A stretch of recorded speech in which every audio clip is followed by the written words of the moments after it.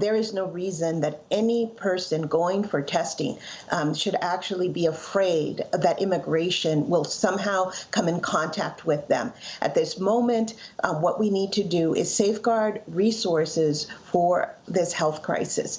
And so what we're asking for, number one, is that all immigrants, independent of their immigration status, have access to testing, that they also have access to the treatment if they are found to have the virus.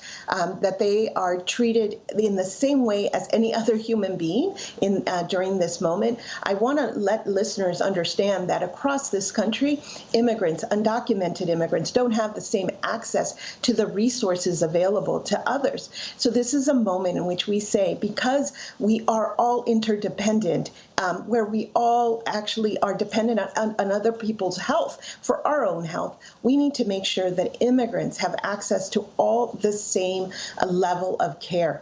And that also means that we increase resources to community clinics, which in many instances are places where the undocumented go for treatment. That is the first place that they will go. So we need to make sure that we also bolster up resources across this country so that immigrants have the same level of care.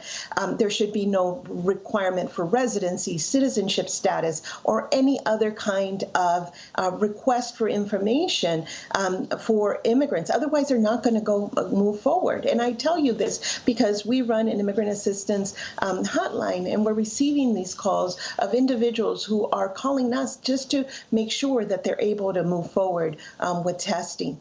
The last thing I also want to say with this is that immigrants are also the ones that are being laid off all over this country, who are losing their jobs, and they don't have access to unemployment benefits either. So whether it's access to care or access to just some level of economic support, they're completely left out. And I want to tell America, we are part of this country. Immigrants are part of this country.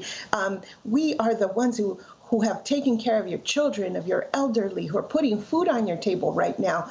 And just do not forget us, and make sure that immigrants are included in this moment of great peril for the rest of our for our entire country.